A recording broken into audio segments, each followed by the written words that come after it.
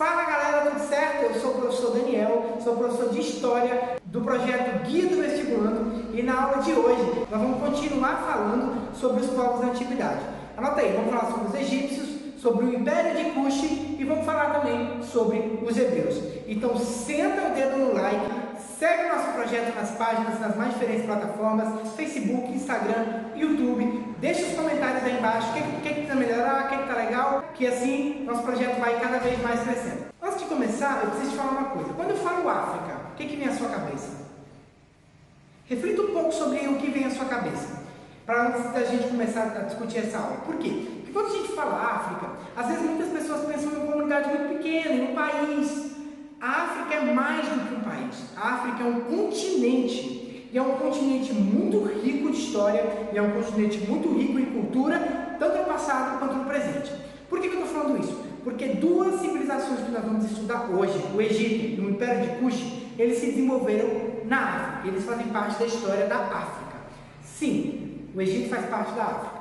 Eu sei que muitas vezes a gente estuda e a gente passa por cima dessa informação. Só que é importante ressaltar para que a gente tenha ideia de que a África ela também tem uma história e ela também tem uma relevância na história mundial, tanto no presente como também no passado. Então vamos falar sobre os egípcios.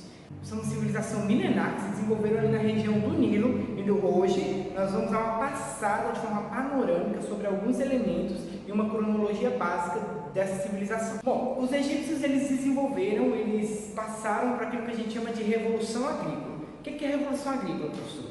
Volta algumas aulas, assiste as minhas duas aulas anteriores, o bate-papo que a gente teve, que você vai entender o processo de revolução agrícola, o processo de sedentarização. Partindo de tudo aquilo que a gente discutiu, preciso destacar aqui, os egípcios viveram o processo de revolução agrícola, ou seja, lá também aconteceu a necessidade de desenvolver um trabalho sistemático para o controle das cheias, para o controle das secas, ali na região do Nilo. Essa necessidade de um trabalho sistemático demandava uma organização social, lembra?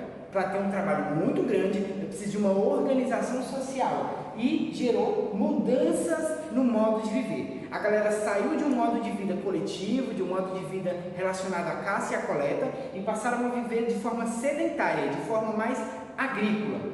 Essas mudanças elas foram geradas principalmente pela divisão social do trabalho, lembra do processo da engrenagem, das formações dos núcleos urbanos e do aparecimento de chefias locais. Essas chefias locais consolidaram o seu poder a partir do desenvolvimento e da manutenção dessa divisão social do trabalho. Só que no Egito, a Revolução Agrícola, com todo esse processo aqui, ela deu origem ao que a gente chama de nomos. Isso aqui é muito importante para entender a história egípcia, a história política do Egito. Mas o que são os nomos? Os nomos, eles são as confederações locais, são os focos de poder locais. Por que eu falo que é importante entender os nomos? Porque é a partir dos nomos que a gente vai ter o Estado unificado do Egito, e aí ao longo da história egípcia, o poder ele vai se alterar das mãos do faraó para essas localidades, que a gente chama de nomos. Os nomos, então, viveram, depois de formado desse processo da Revolução Agrícola, eles passaram por um processo de conflito, de aliança, de lutas internas, e aí eles formaram dois grandes reinos. Você tinha o Alto Egito no sul e o Baixo Egito no norte. Esses reinos, eles coexistiram mais ou menos até 3100 a.C. Nesse momento, 3100, Menes, ele vai unificar o Egito e aí ele vai dar início, de fato, ao Estado egípcio, o início da história política do Estado egípcio unificado. O Menes, ele vai ser então o primeiro faraó e vai ser também, então, vai fundar aquela primeira dinastia. Para a gente falar de Egito Antigo, eu preciso destacar alguns conceitos com vocês, para ajudar vocês a entender. Então já anota aí, porque isso é um macete. Quando vocês ouvirem falar dos termos reino ou império, então quando estiver lá falando de reino antigo, reino médio, reino novo, império e tal, toda vez que você ouvir esses termos, saiba que se refere a um momento da história egípcia em que o Estado esteve unificado, em que o poder estava centrado numa figura central, que era o faraó. Toda vez que você ler o termo período intermediário numa questão, ou você ler ou ouvir, saiba que se referem ao momento da história do Egito em que você não tem o Estado unificado, em que o poder ele está fragmentado, as localidades são muito mais poderosas, muito mais fortes, detêm muito mais poder do que uma figura central. Outro conceito importante é o conceito de dinastia. Dinastia, a gente vai ouvir primeira, segunda, terceira, quarta, décima, quinta. Dinastia, ela refere-se a quando um poder ele passa mais ou menos dentro da mesma família, ou seja, é um momento da história em que você tem uma família mais ou menos dominando e controlando o poder. Com a unificação do Estado egípcio, feita lá primeiramente por Menes, lá em 3100 a.C., a gente vai entrar no que a gente chama de Reino Antigo, né? O primeiro período, primeira fase da história política do Egito unificado. Bom, o Reino Antigo ele vai de 2695 a 2160 a.C. E é um momento em que os especialistas, os estudiosos do Egito Antigo, eles vão apontar que é um momento de apogeu da civilização egípcia.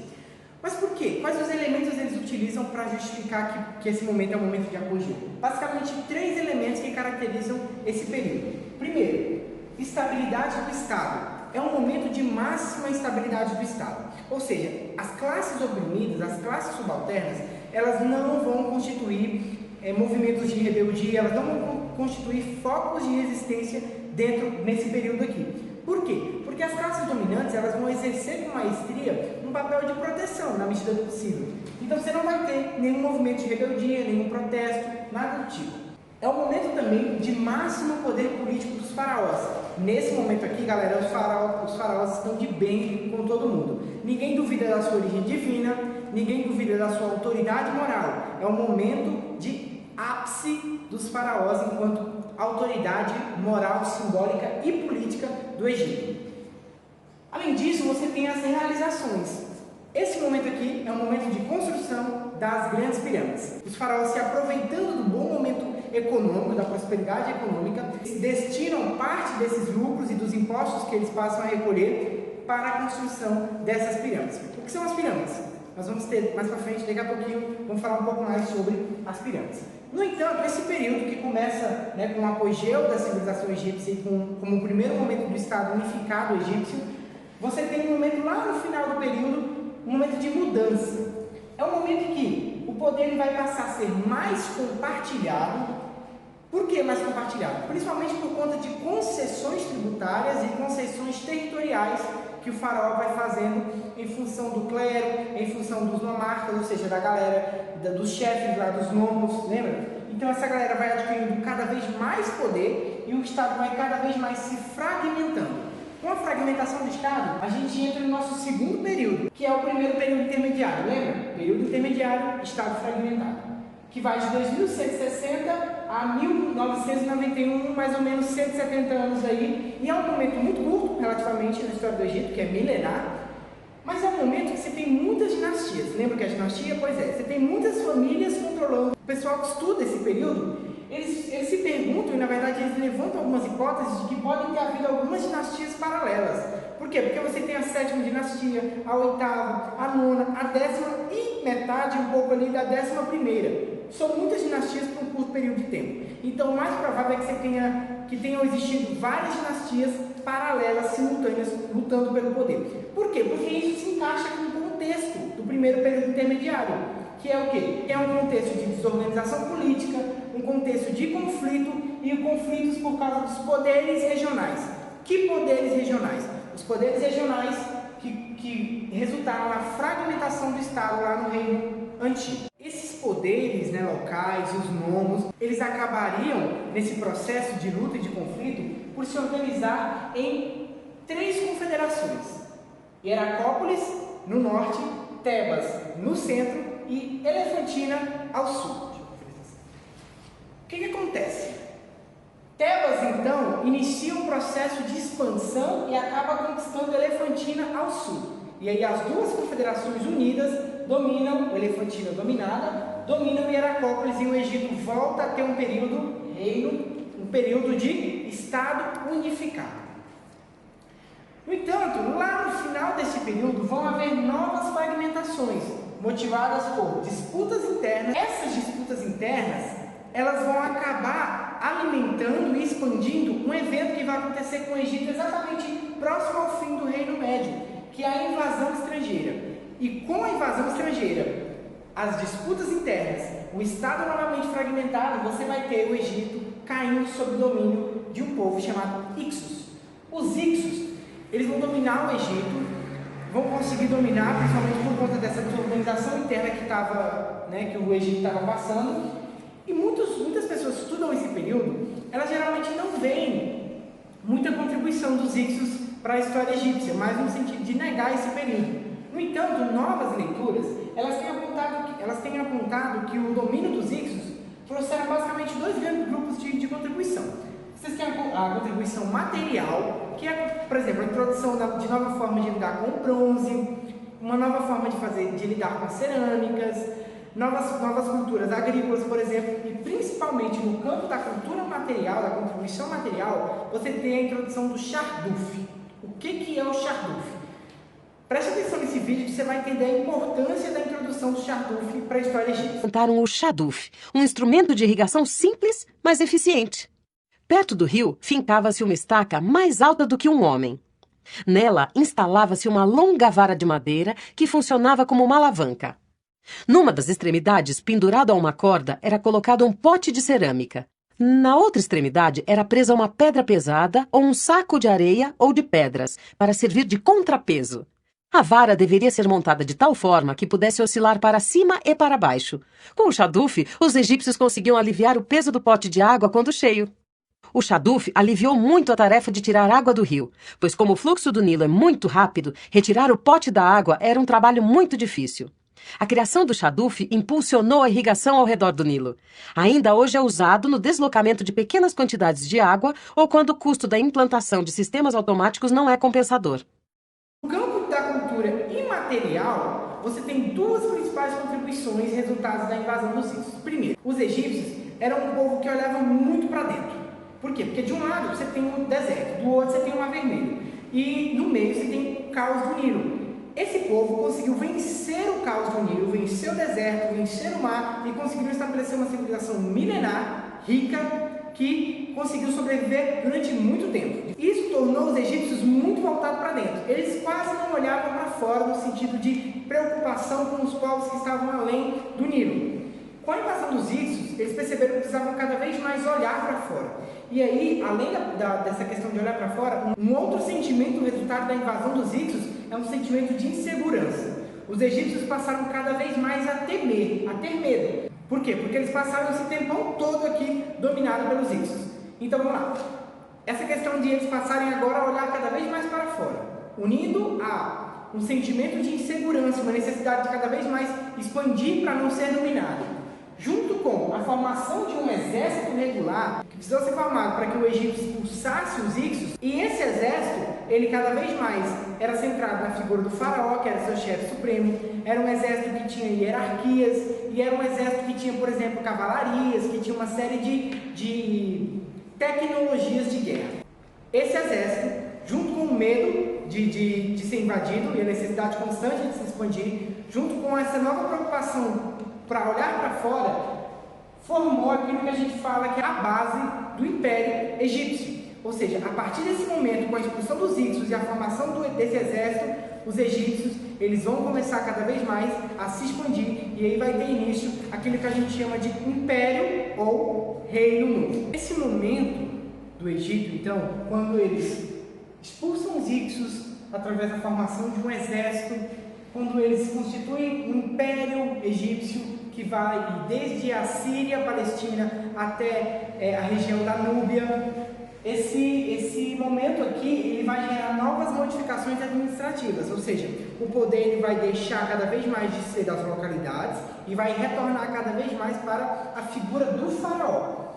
Porém, esse momento aqui grandioso é um momento em que, por conta dos exércitos permanentes, os egípcios eles vão cada vez mais controlar as rotas comerciais. E aí, neste período, você vai ter uma civilização que está muito rica, uma civilização muito próspera, economicamente falando. Durante esse momento aqui, ou melhor, no final desse período, você vai ter então um enfraquecimento novamente do poder do Estado, gerado principalmente por conta das revoltas populares, que vão clamar, que vão se revoltar, na verdade, contra os impostos e os trabalhos forçados, e novas ondas de conquista, e o Egito vai novamente perder o seu domínio, e aí ele vai ficar até 1922 sem ter a sua independência. Vamos agora destacar alguns aspectos dessa civilização egípcia para a gente encerrar. Então a gente caminhou aí de forma mais ou menos panorâmica sobre os diferentes períodos dessa cronologia egípcia, de uma forma panorâmica, mas que te permita analisar se alguma questão cobrar algum conteúdo específico. Vamos falar agora sobre a sociedade egípcia. Primeiro, o papel dos camponeses e dos escravos. É importante destacar que na civilização egípcia, a principal atividade ela é a agricultura. Como a principal atividade é a agricultura, a maioria da população vão ser os camponeses. Não são os escravos, tá? A maioria são os camponeses. E aí, como que esses camponeses vão trabalhar? Esses camponeses vão trabalhar em terras do faraó, em terras dos funcionários que têm alto cargo, em terras dos funcionários do clero, enfim. Eles vão trabalhar em terras de pessoas proeminentes. Esse trabalho em terras de outras pessoas vai empobrecer os camponeses, vai tornar a vida deles ainda mais pobre. Por quê? Porque eles têm que pagar o tributo ao Estado e aí tem que pagar também o tributo aos donos das terras nas quais ele trabalha. Os escravos são obtidos principalmente em guerras de conquista e eles são utilizados para tarefas mais pesadas como grandes obras e também as pirâmides. E aí você tem uma controvérsia porque os camponeses eles também poderiam ser utilizados para a construção das pirâmides e obras públicas. Por quê? Nós vamos ver agora sobre as pirâmides. As pirâmides, elas possuem, segundo alguns especialistas e pesquisadores sobre o Egito Antigo, diferentes funções. Essas funções não necessariamente se anulam, mas elas podem ter coexistido. Primeiro, uma função religiosa. Essa função religiosa, ela diz respeito às crenças funerárias, à crença de que a pirâmide ela seria a morada na outra vida, mais relacionada a isso. Uma função político-simbólica diz respeito a que as pirâmides e o entorno das pirâmides era o espaço no qual o faraó mostrava o seu poder e a sua dominância para o seu grupo que governava com ele. Então, para os altos sacerdotes, para os altos funcionários, para os burocratas, enfim. Essa galera que governava junto com o faraó era na pirâmide, no complexo ao entorno da pirâmide, que o faraó exercia o seu poder. Você tem ainda uma função social, que é o quê? Como eu falei que os camponeses eles viviam aí principalmente da agricultura, você tem mais ou menos 4 meses do ano em que o Nilo está muito cheio e você não consegue plantar. O que os faraós então desenvolveram para ocupar essa mão de obra ociosa? Essas grandes obras. Você tem uma teoria que diz então que as pirâmides elas vieram também, não só, mas também ocupar esse espaço de preencher esse trabalho ocioso que estava se formando nesse período em que era impossível trabalhar na terra. E você tem ainda uma função ideológica. Por quê? Porque os camponeses que trabalhavam nesses empreendimentos, eles realmente se convenciam de que aquela obra era alguma coisa sobre-humana, pelo tamanho, pelas suas dimensões, pelo seu ideal. Então você tinha também uma função de convencimento ideológico das massas que trabalhavam para o faraó na construção dessas pirâmides. Por último, vamos analisar a religião egípcia. A religião egípcia ela é politeísta e ela é aquilo que a gente chama de antroposomórfica. O que é isso? Ela é uma crença em vários deuses e que esses deuses eles podem tanto ter forma humana quanto forma animal, como mesclar essas duas formas.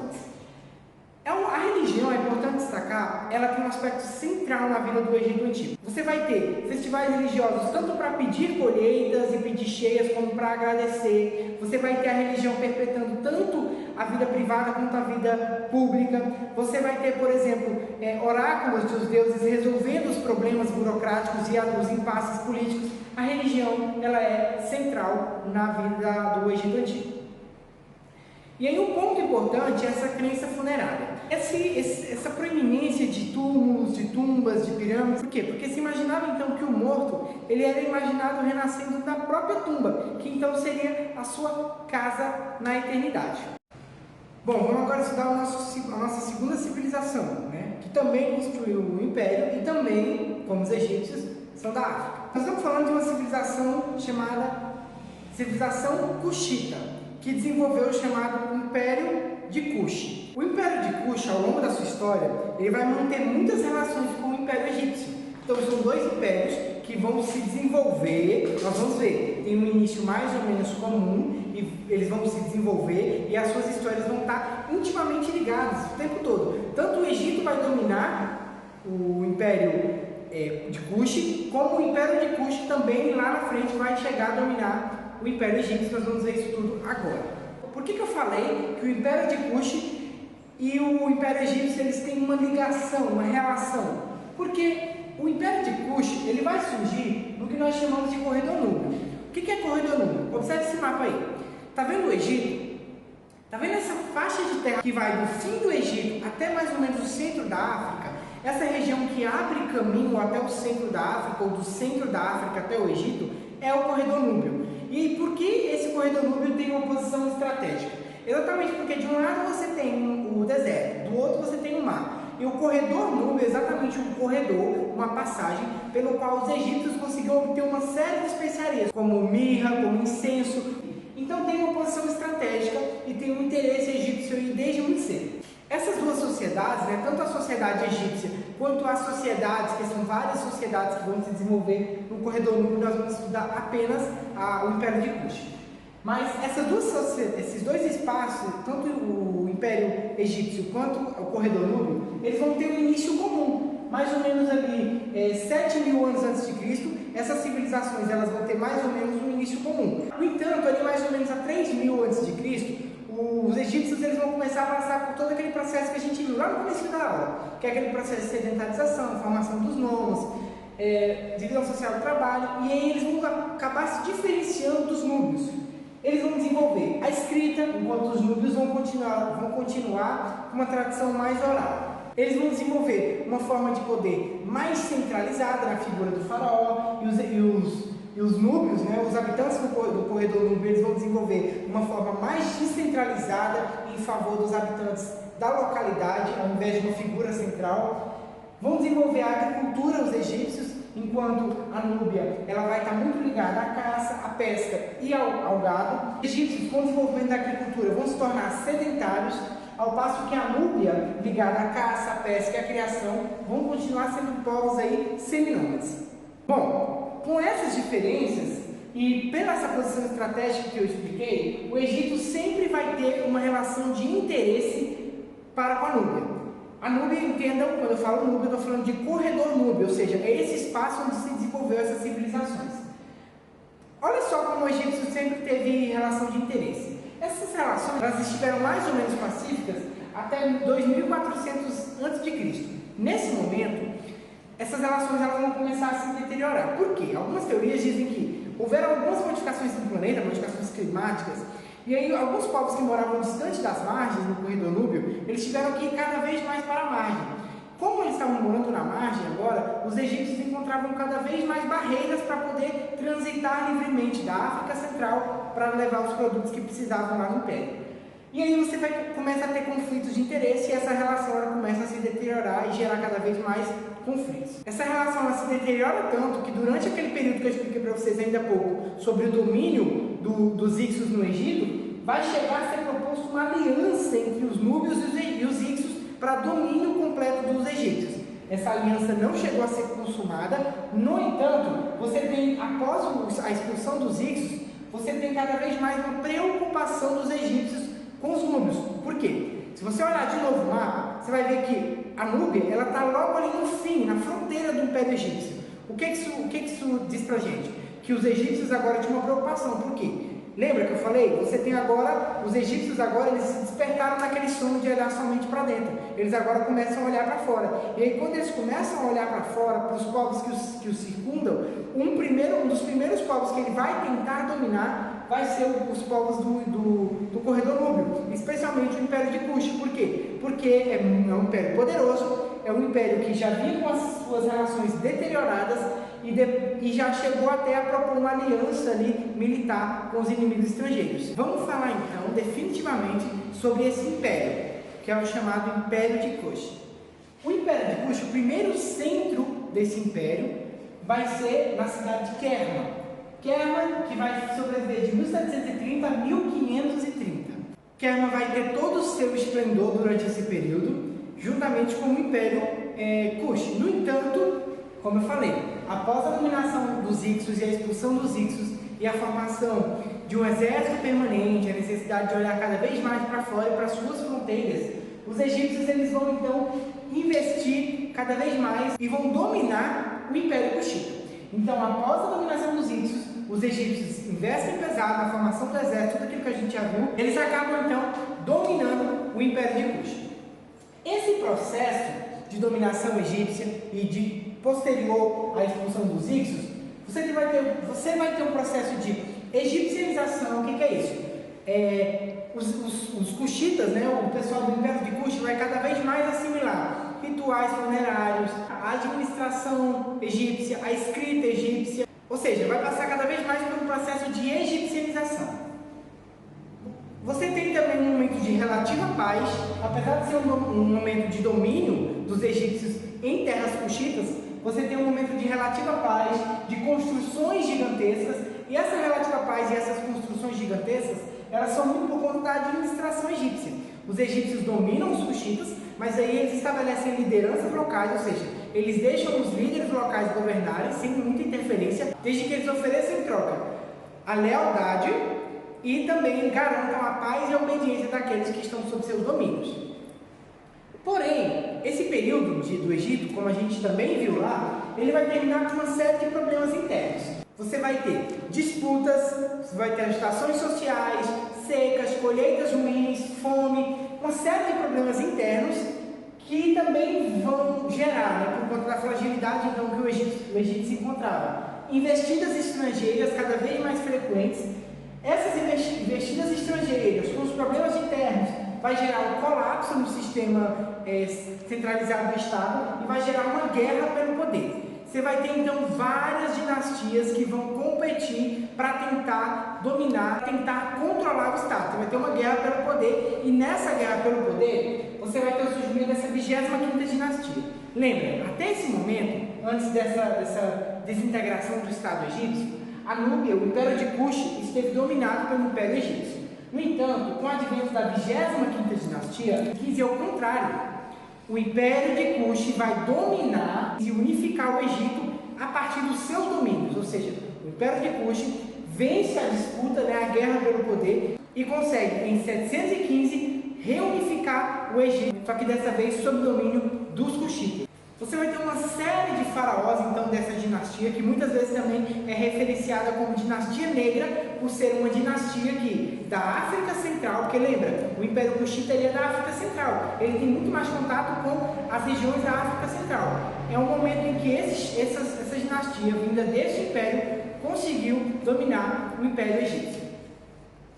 Após esse domínio, os egípcios eles vão conseguir se libertar, né? Você vai ter então o processo de perda de influência egípcia, cada vez menos influência externa também. O império vai entrar numa decadência que vai acabar levando a um período de empobrecimento cultural.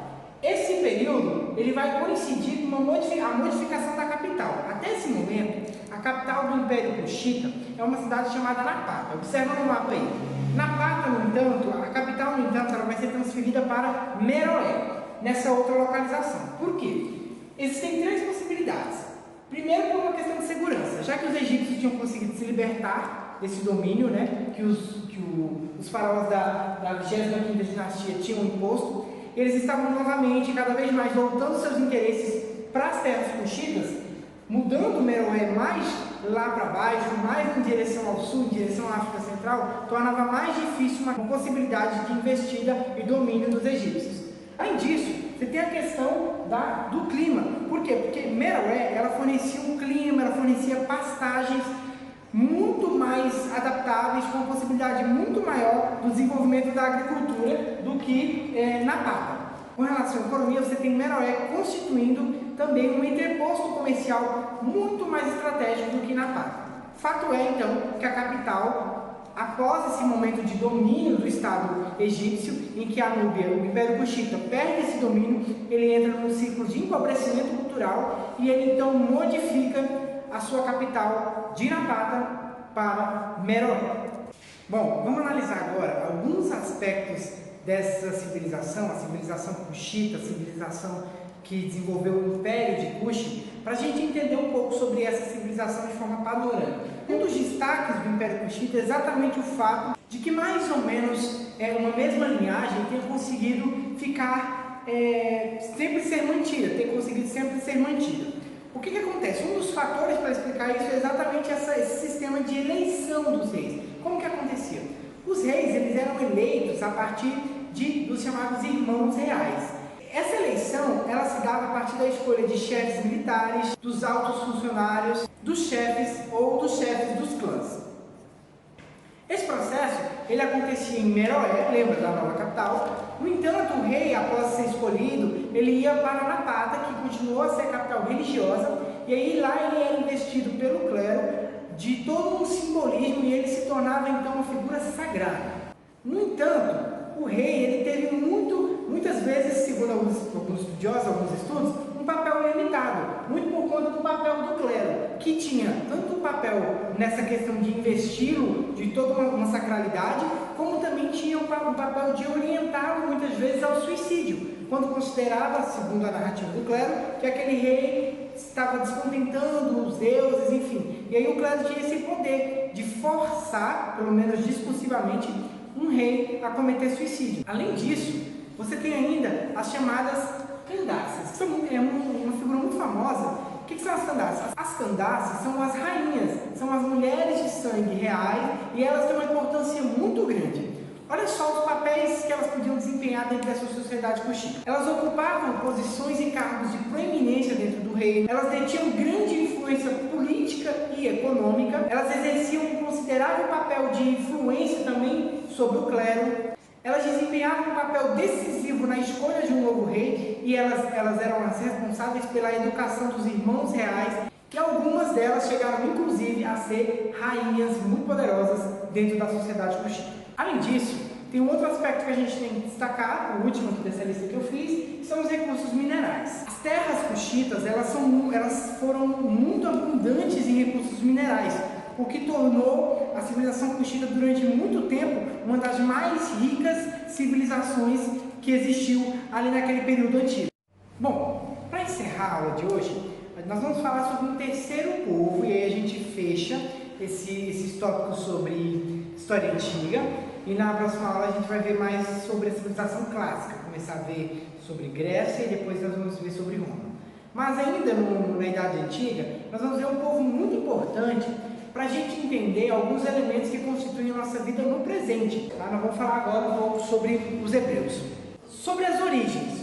Os hebreus, eles eram tribos seminômades que viviam ali na região da Mesopotâmia. Então, os hebreus eles absorveram muito da cultura, muito dos hábitos da Mesopotâmia, e eles eram governados por aqueles que a gente chama de patriarcas, tá? Que eram aquelas figuras chefes dessas tribos seminômades. E aí, por volta de 2000 a.C., liderados por um patriarca conhecido como Abraão, eles se estabelecem na região da Palestina, onde eles permanecem até 1750 a.C., quando eles então migram para o Egito, acabam sendo forçados a trabalhar e acabam sendo oprimidos. E aí o processo de resgate lá em 1250 a.C., é aquilo que a gente chama de êxodo, né? Em 1250, então, Moisés ele leva o seu povo de volta à Palestina naquele episódio que foi conhecido como o êxodo, né? E nesse processo de migração, o que vai acontecer? Esse povo, eles são então efetivamente transformados em uma nação, consolidando então o monoteísmo ético através das leis dos chamados 10 mandamentos. Os 10 mandamentos é a efetiva transformação dos judeus em uma nação, porque ele estabelece um código ético que os judeus deveriam seguir. Nós vamos ver qual que é a diferença desses códigos, dessas leis dos judeus, dos hebreus, para outros povos. Os hebreus, então, viajaram aí por cerca de 40 anos pelo deserto e o processo de reconquista dessa terra foi um processo lento, um processo gradual, mas que no fim demorou muito tempo para unificar essas 12 tribos.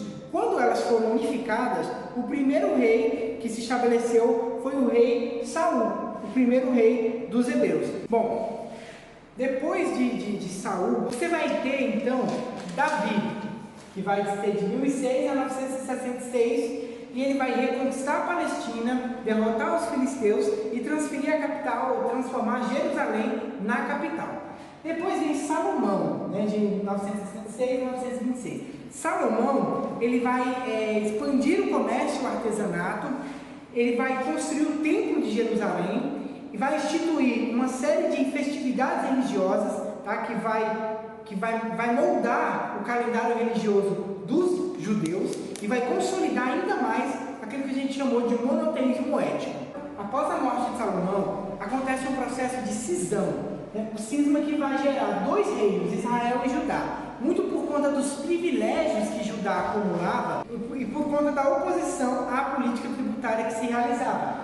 Esses dois reinos, então, eles vão ser presa fácil para uma série de domínios estrangeiros que, a partir de então, os hebreus vão sofrer. Anota aí os domínios estrangeiros que os hebreus sofreram. Os assírios dominaram eles lá no século 8 a.C., os caldeus lá no século 6 a.C., e esse evento é o conhecido como Cativeiro da Babilônia, né, que trouxe a destruição do templo de Israel e o domínio dos hebreus pelos caldeus. Além disso, você tem os macedônios no século 4 a.C., e em 63 a.C., os romanos vão dominar a região. Bom, mas o que mais interessa ao falar dos hebreus, como eu falei, é falar sobre as escrituras. As escrituras hebraicas, elas trazem uma tradição de mais de 1000 anos de história dos hebreus. Então você tem aí leis, sabedorias, você tem esperança, lendas, profecias, expressões literárias, enfim. As escrituras, elas precisam ser vistas dessa forma.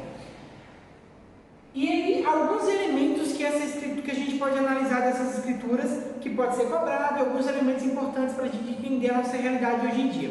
Primeiro, as escrituras, elas vão trazer uma nova concepção de Deus.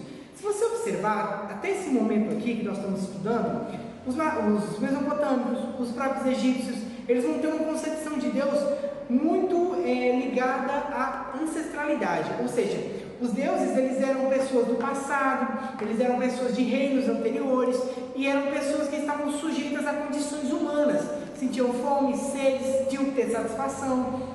O Deus das escrituras hebraicas, ele é um Deus diferente, ele é um Deus que rompe com essa tradição, ele é um Deus soberano, absoluto, é um Deus que se diz eterno, criador de tudo, que porém não foi criado por nada, nem por ninguém. Ele é a fonte de tudo no universo, então ele está acima e subordina todas as coisas. Ele é dono da vontade suprema. E aí é a fé monoteísta que a gente está falando. Só que além disso, você tem uma nova concepção da natureza. Por quê? Porque Deus, ele não está mais na natureza. Ele criou a natureza e a natureza é parte da criação divina. Ela é divina por ser parte da criação divina. Porém, a natureza não é divina por ser Deus. Compreende? As religiões mais místicas, elas viam um misticismo na natureza. Os hebreus, eles desmistificaram a natureza e aí eles subordinaram a natureza a Deus. E, consequentemente, como os humanos, nessa visão, são vistos como o ápice da criação, subordinaram a natureza aos humanos. Por quê? E qual que é a consequência disso? A gente vai ver que isso aqui vai ser muito importante, essa desmistificação da natureza, vai ser muito importante lá no cristianismo e vai ser muito importante para o desenvolvimento de uma concepção em que o ser humano, ele começa a ver a natureza como um meio para ser explorado. É importante a gente notar aqui que com os hebreus acontece essa desmistificação da natureza. A natureza deixa de ser divina e passa a ser produto da criação de um ser divino. Além disso, você tem uma autonomia moral, ou seja, as leis hebraicas, o livro hebraico de leis, ele não é um livro místico. Você não vai encontrar magia, você vai encontrar muito mais uma série de relatos éticos sobre códigos que se deveria seguir. Ou seja, o que se tem ali não é mais uma religião mítica, mas é uma religião muito mais ética. É uma série de códigos que os hebreus precisavam seguir para agradar ao Deus deles.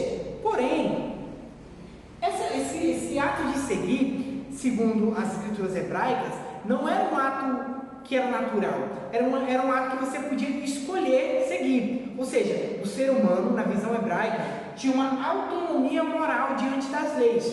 E essa autonomia moral diante das leis vai ser muito importante para uma nova visão do ser humano, não mais como submetido no sentido submisso aos deuses. Os seres humanos como responsáveis pelas suas ações, pelas suas escolhas, E aí um outro elemento importante nessa nova concepção do ser humano é que, já que cada pessoa ela é criada à imagem de Deus, então cada pessoa tem dentro de si um pouco de Deus. Então ela pode ser vista como uma gênese do humanismo, de algumas outras ideias que vão se desenvolver mais na frente, mas que possuem a sua gênese aqui nessa tradição hebraica. Tem ainda uma nova concepção de história. A história ela passa a ser um processo em que se espera o final. E o final, ele passa a ser a vinda de Deus para redimir os pecados e estabelecer o reino dos céus. Todo esse processo, então, ele passa a ser baseado a partir da luta entre o que Deus quer e o que os seres humanos realizam. Ou seja, os acontecimentos históricos, eles não são mais fruto de deuses impiedosos, passa a ser o fruto do que Deus deseja e do que Deus instituiu através do seu código de leis e o que os seres humanos fazem através da sua autonomia moral. E aí a consequência das suas ações baseadas ou não nessas leis é que vão gerando os acontecimentos na história. É uma ruptura no que diz respeito às concepções do papel de Deus, por exemplo, na história humana. Um último papel que a gente tem que analisar são os chamados profetas. Os profetas, eles são figuras que podem ser apontadas como figuras de denúncia, porque eles vão surgir exatamente em momentos de confusão moral para poder exortar o povo a voltar para aquele código, para aquela lei que Deus queria, que Deus instituiu. Então eles vão fazer toda essa exortação, clamando para que o povo volte a obedecer essas leis. Além disso, esses profetas, eles também sempre se colocam, na maioria das vezes, a favor dos pobres, contra os ricos que acumulam cada vez mais e oprimem cada vez mais esses pobres. A gente tem então, com os profetas, um início de uma consciência social de que a pobreza e a injustiça não precisavam ser aceitas como ordem natural das coisas. Pelo contrário, os profetas clamavam e exortavam exatamente contra a pobreza e as injustiças. Para encerrar, eu preciso destacar um último elemento, que é as chamadas diásporas. Lá, quando os hebreus eles são dominados pelos romanos, o último domínio lá que a gente destacou, vai haver uma tentativa de luta contra o domínio romano lá mais ou menos em 70 depois de Cristo. O exército romano, a gente vai ver de quando foi estudar Roma, ele vai sufocar essa rebelião e ele vai destruir Jerusalém. A partir daí, os hebreus então eles vão se espalhar pelo mundo. E esse processo de se espalhar pelo mundo é o que a gente chama de diáspora. E eles vão se espalhar e formar pequenas comunidades ao redor do planeta que vai tentar preservar cada um, a sua forma de verdade, os costumes, as leis, a autonomia moral, as concepções daquilo que eles acreditavam. Então é isso. Espero que tenha ficado tudo certo, que a gente tenha conseguido ter uma conversa legal aqui. Lembrando que na descrição desse vídeo vai ter o link para o simulado, tá? Não esqueça de responder o simulado, clica lá, entra, é um formulário do Google normal, preencha os dados e responda para você testar os seus conhecimentos e para eu ter um feedback sobre como foi a explicação, se de repente você entendeu, se eu preciso voltar depois e explicar alguma questão. Beleza? É isso, não esquece de seguir o nosso projeto, curtir esse vídeo e compartilhar ele para que esse projeto ganhe cada vez mais repercussão. Falou, até a próxima aula, gente!